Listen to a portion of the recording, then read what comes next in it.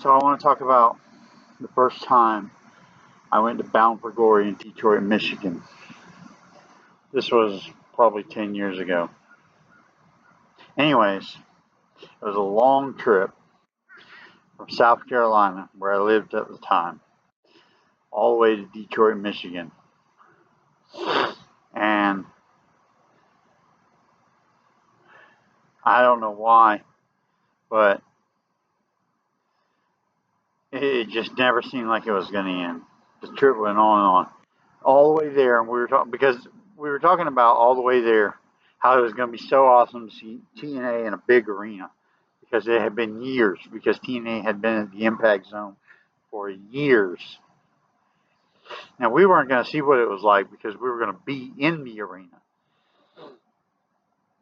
and we get our room, and the day before, which was the day of FanFest.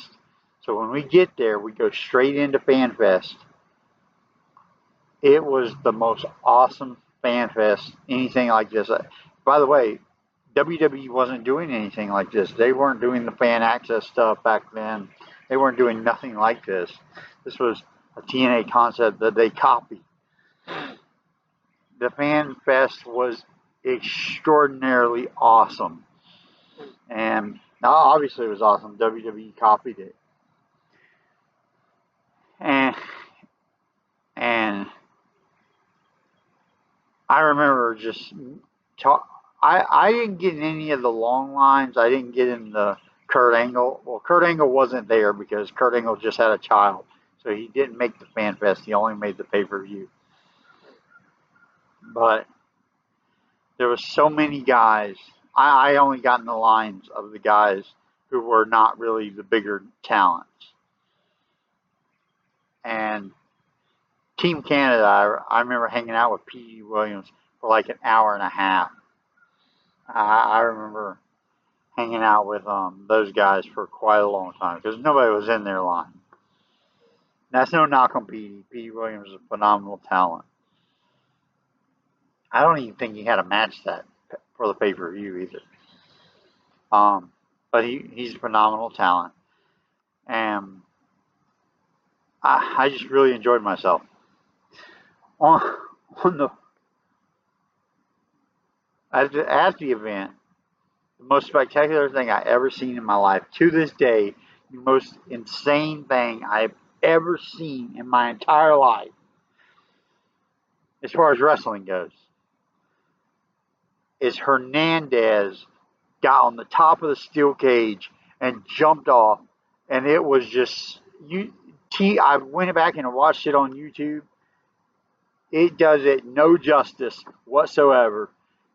Just seeing it live was the most insane thing a human being could witness. Another human being, well, what are you talking?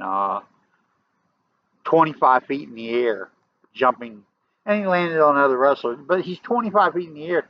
I can't imagine the people that have watched Kurt Angle do the moonsault at the top of the cage, what they must have been thinking. That's why you get those holy shit, holy shit, holy shit chants, because it is insanity. Oh yeah, there was another spot where a I believed it was a Biz through Taco, all, and it was supposed to be onto the stage, but it was just mattresses and boxes, and everybody in the arena seen the mattresses and the boxes. But guess what? They were still chanting "Holy shit! Holy shit! Holy shit!" I know it came across really bad on TV, but it was still, people enjoyed it, and that's what matters most. We all know wrestling's scripted, and that was that spot could have been a lot better. But the live audience feeling like they seen something special because they seen something get exposed. That was almost more interesting than just seeing the spot without seeing them go through what we believed was the stage. We felt like we were seeing something unique that we weren't supposed to see. Anyways, let's talk about the ride home. I'm from the South. Many of you can probably tell by my accent. And I'm sorry, But people up north do not know how to cook. And the food up north is horrible. Everything you eat is horrible. Everything tastes like cardboard. Biscuits so hard you can throw them. You come to a McDonald's, even a McDonald's down south.